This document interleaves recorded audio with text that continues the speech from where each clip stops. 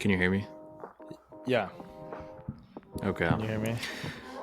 Yeah, I hear you. I'm hoping I don't have any connection issues because I'm recording from home today and my Wi-Fi isn't great here. Oh my god, look at this fucker. Let's go, Oh legend! my Were you god. were you Is this Go! bull were you market on a Mahesh? This is bull market No, this Mahesh looks right here. like Dude, I've been staring at one monitor for the last fucking 36 hours in a row, and my eyes just went. So now I'm sunglasses 24/7. I was Oh going my to I was god. going to say this looks like 3-day bender Mahesh over here. It's as soon as Bitcoin hit the all-time high, all work went to the side, and watching of the screen Oh commenced. yeah. And 2.5 days into it, my eyes just started burning. So I went for the sunglasses. I You love need it. those like blue light glasses that don't actually do anything, but people wear just because they think Dude, it my does. parents have my parents have like 5 pairs of those. I don't know what it is, but my mother is just like utterly convinced that like blue light is the reason that she's not able to go to sleep at 8:30 p.m. when she sleeps 10 hours a night. But, to each their own. I mean, I guess there's people buying dog coins out there, so blue light glasses aren't that crazy in retrospect. Yeah, this is blowing my mind because I have currently zero exposure to meme coins. And like, Dude, yeah, I what? know. You? How do you not have meme Mid I don't coins. coins? know, man. And Do you want to before? yeah, I'm slowly understanding the barbell strategy of like meme coins and AI, but like, it's hard for me to like, I don't know. I just can't wake up in the morning, like buy meme coins and then like tell my parents what I'm doing with like a sum of money that big. But I think I need to just pull the trigger at some point. That's a Yeah. mistake. You need to stop giving a fuck what your parents think, bro. You're a personality in crypto at this point. You've already made it. DePIN's on Bloomberg. That's true. What do you have? Whiff? Bonk? So I I had a couple of coins that I've been holding for some time that I ended up mooning in the last few weeks, and I did like the crazy degen thing of like when things go up and you're like, oh, this isn't real money. So I just aped all of my gains into like a couple of political coins and Whiff and a few others. Shrimp. And some of it has gone well, some of it has gone badly. I think my favorite one I was telling Connor earlier is like there is like all I could describe it as is like idiot Trump on Solana called Tramp, Tremp, yeah. and they have fucking hilarious Mm-hmm. memes. Like their memes are actually fire. So I aped a lot of money into that. Realized I bought the wrong one, and so then I've like Oh slowly my been trying to god. sell out of the wrong one into the right one. But it's funny because like once a day someone makes the same mistake I do, and I see the price on that thing spike 15 times. So like if I'm watching the screen for long enough, I think I'll actually be able to get out. Hence the Yeah, glasses. so other idiots like yourself are basically your exit liquidity, where you can go into the real Trump token. It's the barbell strategy as you mentioned, right? There's like the smartest shit in the world in crypto that we're doing in the fund, and that is the deepen stuff, and then there's the dumbest shit in the world that I'm doing in my PA. And I just told Sal I looked at my bank balance a little bit earlier, and it might have actually flipped negative because I've yeeted so much into meme coins at this point. But life is good, boys. We're flourishing. Yeah, I'm a Tremp holder as well. I believe in the Bowden versus Trump. Let's Bowden versus go. Trump thesis is going to play out this year with the election. I think Trump will win over Biden if that's kind of our two last candidate choices. So hopefully my bags do well if that's the case. Yeah, I feel like every time something good happens, like Trump will pump, and every time Trump does something just absolutely just crazy, Trump will pump. And I can't wait for that dichotomy to kind of play Yeah, out. this is going to be the new like presidential prediction market, right? Trump and Bowden. Well, it's a really interesting one because prediction markets for politics are actually pretty frowned upon Mm. regulatorily. So the question is, I mean, this isn't really a market, it's just like idiots throwing money around on the internet.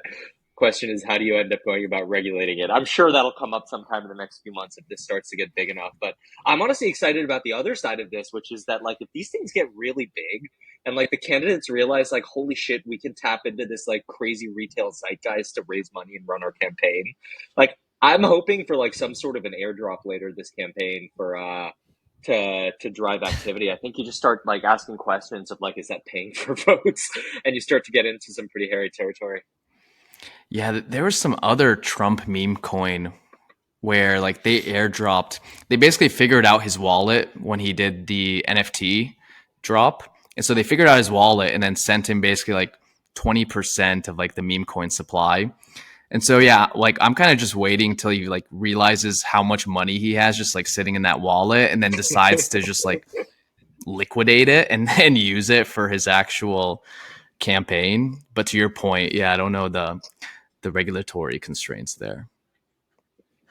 It's also that like if he put out like a Trump running for president NFT collection, people would eat that shit up. He could raise a lot of Mm-hmm. campaign money really quickly, especially in the middle of the country, and get a ton of adoption pretty quick. So I don't know. I'm excited about all the political stuff at the end of the day. I think it has a lot of room to run. But part of what we're doing today, guys, is we're doing a bit of a special episode. I think, three of the best minds in DePIN that are extremely connected have been spending their time at ETH Denver this past week. So for all our listeners out there, we wanted to do just a special episode to maybe go through some of the stuff that we were seeing on the ground at ETH Denver, some of the things that were really exciting us. And the way we're going to do this is really just to try to structure alpha about things that, you might not see on Twitter, you might not see through social media, but that were really happening on the ground. So, we're going to go through a couple questions here, but I think more than anything, Sammy, Sal, and Connor are just going to share like a lot of the on the ground of what they were really seeing. And, let's maybe go a question at a time, and we can take this in whatever direction we end up going. But, to start out with, guys, and maybe to start with Sammy, it feels like would be great to just kind of compare and contrast, this year versus last year and what you guys saw that was really different. Yeah, so this was actually my first ETH Denver. I really haven't been to, yeah, I really haven't been to too many conferences. Like I went to the Bitcoin conference last year, which was a mistake. It was just a bunch of maxis walking around. But I went with the intention that like people would be talking about Bitcoin L2s and like other types of developments happening with ordinals. I think I was a little bit too early there because now the Bitcoin L2 conversation has really taken off. But yeah, so this was my first year at ETH Denver. And just from talking to people who had gone like previous years, there were just so many more DePIN and AI events. I think last year, IoTex may have been hosting the only DePIN event. Correct me if I'm wrong, Connor, because I know you were there. But this Pretty year, much. I think every day there was like a DePIN event, as well as like an AI event as well. So like I was basically running around every day, just hopping to like different AI and DePIN events, and the energy was crazy. And obviously, like the people who were at these events were a bit biased because they're at the events that like they're most excited about. But like the two narratives that I just heard from everybody were AI and DePIN. Like nobody's mentioned, no one's talking about DeFi. DeFi is the mid curve, by the way. Like you've got the meme coins on the left curve, AI on the right curve. Let's put DePIN and AI on the right curve, and then you just got like DeFi in the mid curve. But yeah, nobody could give a shit about that. Nobody could give a shit from the people I talked about, like these high throughput blockchains and so on. So yeah, vibes were good. I mean, it helps when the market's pumping. But yeah, I think this is like going forward, there are going to be just so many AI and DePIN events at these different conferences. And really excited to see how it continues to play out. Yeah. No, What about you, Connor? Yeah, because you guys hosted the IoTex event. Like, how was the turnout there compared to last year? yeah, turnout was great. It was actually even a little better than last year, even though last year we did it really big. I think there was probably 600 attendees last year. This year there was like 800. So yeah, definitely biggest DePIN event of the week. Shout out to the IoTex kind of events and social team for getting that done. Yeah, it was great to see like a lot of DePIN events on the calendar. On the whole like bell curve meme thing though, I want to get you all's perspective on this. Like it seems like, yeah, I would say meme coins on the left side, DeFi is probably in the middle, at least right now, right? This take could age very poorly. Um, AI for sure on the right in terms of like just absolutely taking off, pumping. But do we think like the PRN, like physical resource network sector of DePIN, like the Hive Mappers and the Heliums of the world, could that be like in the mid curve right now too? Because I just see Render like blowing past all time highs. It's like 2x the all time high now. Akash is coming from an all time high. all the AI coins are, making new all-time highs as well, but Helium's still like less than 20% of its all-time high. Some of the other tokens, in the PRN subsector as well. So, not to FUD DePIN or FUD our bags, but it's just like I would love to see some more kind of movement and momentum from the PRN subsector of DePIN. So, curious where you guys think that falls on the bell curve meme spectrum. Yeah, so you started, but I kind of agree. Like, I'm not extremely bearish on the physical resource side, but like just being at ETH Denver, I didn't really see many like projects or like interesting projects building in that sector. Obviously, you had some interesting like energy projects there. However, like there wasn't anything that really caught my attention. And even within like the compute or the digital resource network side of things, like a lot of the projects that were emerging there were just like copycats of some of like the big names. Like you had like a render knockoff. You've got so many like GPU networks, which we can talk about later, but all these networks are trying to basically mimic what Akash, IONET, so on is doing. And like that's where I see a lot of the like attention being targeted towards within DePIN. But like when you look at the actual like physical resource network side of things, like Hivemapper, I think like Hivemapper, Demo, some of those blue chips will do really well. But it just seems like, the rest of the space isn't getting that much attention. But maybe I don't know, Sal, Mahesh, you guys seeing something different? Yeah, I'll take the other side of that, Sammy. You set me up perfectly here, which is to say that I think that is by definition the nature of the hardware projects is you're not going to see them at these events. They have these massive footprints that they have to curate, and they're not going to pick up 100,000 followers, subscribers, users on the basis of going to an event because it's not just software at the end of the day. I think for companies that go to these conferences, like for AI in particular, it's so high value because the product is generally entirely virtual and something that you can interact with in real time and get some sort of a response function that makes you feel a certain way. You use Core Cell on BitTensor and you're like, wow, this is actually really, really cool. Whereas for the resource networks, it's really the usage, I think, and like the actual go to market and getting real customers that aren't crypto native necessarily. That will define sort of why these things end up being really successful medium term. So I take your point, but I think the reason you don't see the Heliums and the XNets of the world necessarily being like the most loud and boisterous, or the Andrinas of the world being the most loud and boisterous at these events, is because for them to really work out at the end of the day, I think they have to deal with physical stakeholders that are, just more traditional business focused, have a lot more loopholes to jump through, have a lot more service related functions to integrate into. And I think the result of that is just like physical networks don't necessarily have the biggest sort of benefit to their time coming out of going to conferences, is my take. The other side of that I would say is I'll keep in mind that most of those networks are actually building on Solana, and this was an ETH event.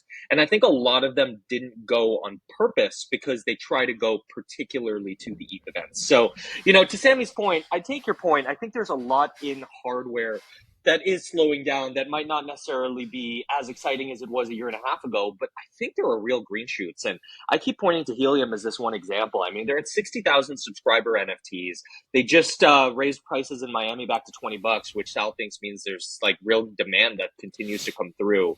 They're almost to 70% of usage going through their network in Miami.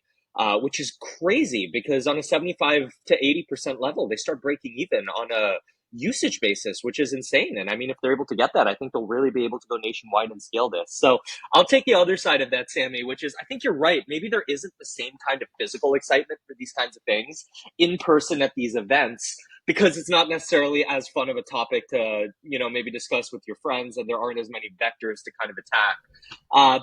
But by the same token, I don't think that means that they're slowing down.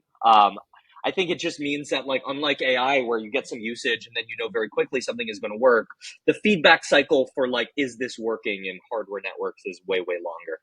But I don't know, Connor, what do you think? You posed the question. Yeah, I think that makes a lot of sense. Like the barrier to entry for contributors growth, social growth, contributor growth, everything is way higher for the PRN kind of subsector of DePIN. Yeah, things like the contributor kind of social growth of grass, for instance, just could never happen with a Helium. Just the like kind of sales cycle is much longer. Yeah. Everything just takes longer. Yeah, hardware has to get manufactured. So yeah, I mean, hoping like the whole, I guess the narrative, the momentum will catch on some of the kind of older, more established blue chip DePINs as well, like Helium. But yeah, I mean, that's true. Like the metrics you pointed out about the subscriber, I think they're at 65K now, subscribers. Like they're definitely making progress there. It just doesn't come necessarily quite as fast as some of the other projects. Yeah, it's not noisy progress either. Yeah. Go ahead, Sam. Yeah. What was interesting too is while like I feel like there are a lot of like Western teams that are working on like the digital resource side of thing within DePIN, such as like the cloud compute, the like, and like the AI side of things as well. However, I did see like there were a lot of like Asian based teams that were building the actual like physical hardware side of things. And I think that just makes sense because like, you know, China is where it's like the home of hardware manufacturing. And so I think that's one really like interesting development is how, you know, like a lot of Asia seems to be getting really bullish on like the physical aspect side of DePIN. So I don't know. I spoke with a lot of teams, a lot of Asian based teams there that were building some interesting things. And so I just thought that divide was interesting. You've got like, you know, the European and American teams building like AI. Actually, there's a good amount of like Asian based teams building AI things as well. But yeah, that was just kind of like an interesting little insight. Yeah, makes total sense. Sal, what do you think? Well, the stuff that I was most excited about, I think that for the audience, I don't know when we're releasing this, but there will be in 2024 DePIN smart rings, which I'm pretty excited about. I think there's a lot. There's like some really sick like form factors you can do on the health side that aren't as like bulky as necklaces or headbands or whatever other people are doing. And I think the Apple's room to be working on rings. There's obviously like Aura and Whoop are like decently big businesses, but I think there's like enough people educated out there now where you have to be like a certain level of fit and do some of the crazier wearables things, but wearing a ring is like a pretty low commitment, but like high value, high utility sort of proposition. So I'm pumped to see at least one of those pop out. One of our one company that I'm not going to out right now, but we will see 3D printed phone cases for the Solana Saga phones coming out in the next couple of months. I'm pretty excited about what just like if anyone hasn't played with 3D printed shit is really cool. Yeah, this is so classic. It's the three of us are just here vibing, chilling, shooting shit, and then Sal comes in with the business, and he's got full takes ready. He's got things that he's seen. He's got the bearish side of everything. But let me tell you a very quick story, which is that, you know, Sal gave me a call. I think it was Thursday, and I don't get calls from Sal that often. He's like a pretty self-sufficient guy. And I got the text, bro, like 3 times on my phone, bro. Like, okay, shit, like something must have really gone wrong. I pick up his phone call. I figure it's like either an amazing founder he's found or like something is really, really wrong in the business. Bro, I just met this girl. Can you introduce her to this founder for me? I think I might actually love her. We're not going to mention any names, but my boys out here at ETH Denver, all of these amazing DePIN companies out there fucking simping. Wait, hold up. He wants to connect a girl he met to a founder? Is she a VC or something? Well, we're going to cut this conversation off here. It's getting too specific now, so. I'm dead. Outed. Yeah, so sometimes deals is a pretty great funnel to get some digits. Yeah. Just keep in mind back of the envelope. Sal is extremely angry at me because he knows that woman might listen to our podcast. So this is definitely going to get included in the episode, and I can't wait for her to hear it. Sal's texting Mahesh right now, like, bro, stop. Study Sal's game. 5 missed calls from Sal. But anyway, Sal, no, that's awesome. Look, I think you're right. There was a ton of interesting projects that either launched or brought new features to bear at ETH Denver that just made it clear that there were so many use cases out there and so many projects that were doing just amazing things. I'd love to double click a little bit on that as well. I know we've got Sami here who co-hosted some pretty popular breakfasts as well as some events. Sami, what projects did you really think showed up to ETH Denver that you think are sort of slept on more broadly? Yeah, so this might not come as a surprise to most people. Like if you looked at my Twitter recently, it's pretty much become like a BitTensor shill account. But yeah, so like I still think BitTensor is kind of flying under the radar, and I still believe so even after attending ETH Denver. Although there were a good amount of people within these AI events who obviously knew about BitTensor, but like if you went outside of like an AI event and just asked like anybody else, they kind of had no clue what was going on. And even and this is pretty surprising alone because like BitTensor right now is a top 25 or around that top 25 by market cap project. And even the people who were interested in BitTensor or even held some BitTensor still like didn't fully understand what the hell it does, right? Like people either viewed it as like a training platform or a model discovery platform when really like it's just this generalizable platform that could be used for any type of like digital commodity or to incentivize any type of digital commodity or resource. So yeah, I co-hosted this BitTensor breakfast with Anand, and he's at Canonical Ventures, and then Collab Currency. And it was crazy because like the wait list was about 500 people, and we rented this venue for Damn. around 100 people, and I think we exceeded that for sure. I think we let like 200 people in. But yeah, I felt so popular because everyone's like, "Hey, can you get me into this? Can you get me into this?" And I was like, "I'm sorry, I can't. We have a limit." But the type of talent in that room ranged from like people actually building subnets to these high profile investors to to like contributors who are either validators or miners on within the ecosystem. And it just got me like so damn bullish on this project again, which like might not be entirely flying under the radar, but I still think that like within the general or like the overarching like crypto landscape, like a lot of people still don't understand just like how bullish of a project BitTensor is. And like I'm gonna cut myself off because I don't want to keep talking for like 20 minutes about BitTensor. But like outside of that, so if we refocus on AI, there's obviously compute and data, right? The compute sector has gotten tons of attention. However, like the data side, I think has been very underrepresented within crypto, and this is starting to change. So you have like the wind or the grass protocol, for example, which disclaimer I've invested in, but they've just shifted towards scraping data specifically for machine learning, and they're doing like data labeling, and there's a whole bunch of other like data labeling projects emerging now. You have like Bagel database, which is doing a marketplace for data with vector embeddings. You have I think it's called Sahara, which just launched as well, which is doing like a data marketplace and allowing people to contribute data, label it, and then do some training. So I think we're on the brink of a lot of these AI protocols that were initially just doing compute starting to expand into integrating more like AI capabilities or features within their protocols. And then the last thing I'll kind of wrap up with, which is kind of related to that, is everyone's talking about the GPU shortage. And like while it does exist to some extent, like all the projects that I've talked to that like need GPUs, whether it's like decentralized training networks like Jensen and Tremero, or decentralized inference networks, like they've all had success sourcing GPUs from like big data centers. So like the supply side is no longer the issue. I think the real issue now is going to be demand.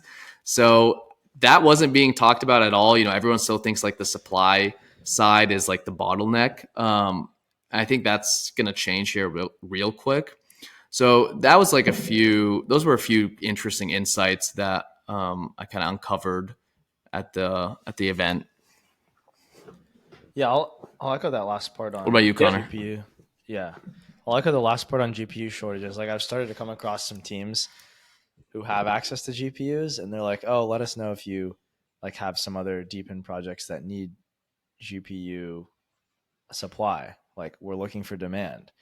So I don't know exactly. I mean, Sammy, you probably have a better idea like where the whole GPUs are in massive demand and like there's not enough supply, like where that came from. I mean, I remember seeing like a lot of tweets and stuff about it, but yeah, it seems to not really be the case anymore. Not sure what happened there. Do you think do you think more supplies just come online, or what do you think the shift has been?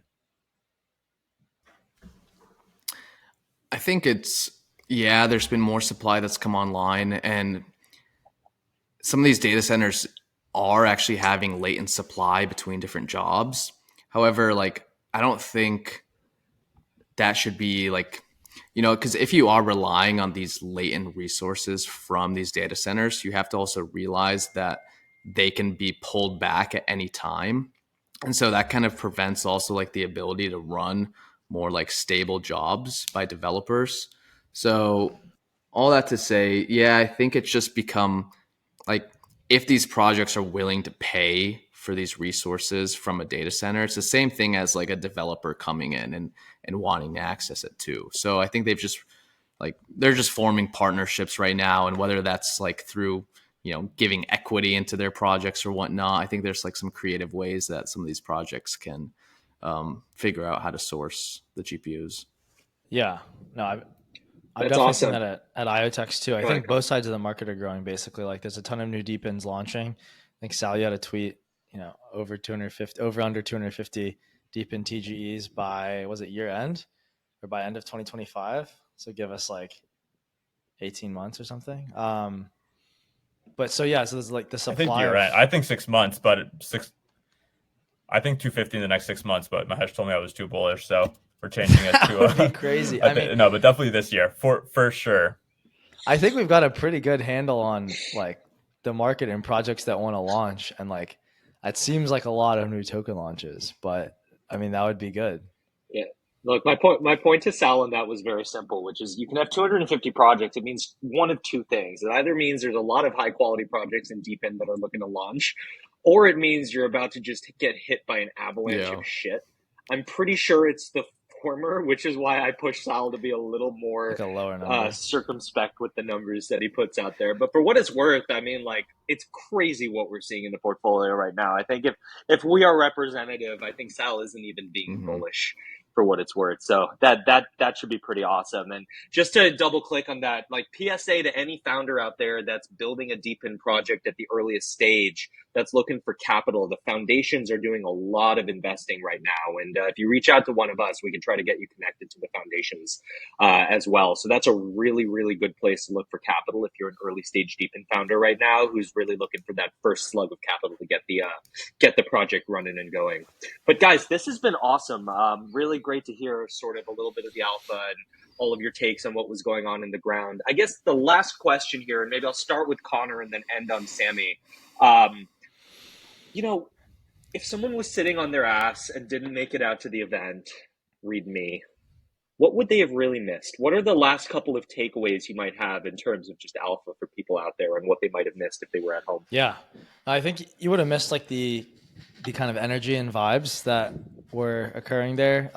There's nothing like being in person with people. Like I actually really like the whole record podcast remotely, have meetings remotely way of doing things, but there is something special about being in person, especially with people that you've been through the absolute trenches with. Like, us four on this call, a lot of the other kind of very, very early DeepIn folks, like it's been a crazy 4 years from the kind of helium run up in 2019, 2020 to the terrible kind of years of the bear market and how painful that was. And then there's kind of a collective like sigh of relief that happened a couple of months ago. And now there's a lot of excitement about DeepIn crypto broadly as we break all-time highs for Bitcoin and kind of enter into price discovery mode. So yeah, just very, very excited for the next year or two in terms of having some tailwinds back on our side of macroeconomically. And it was really, really refreshing to see a bunch of people in person and kind of feel the collective excitement that we all have together as a space.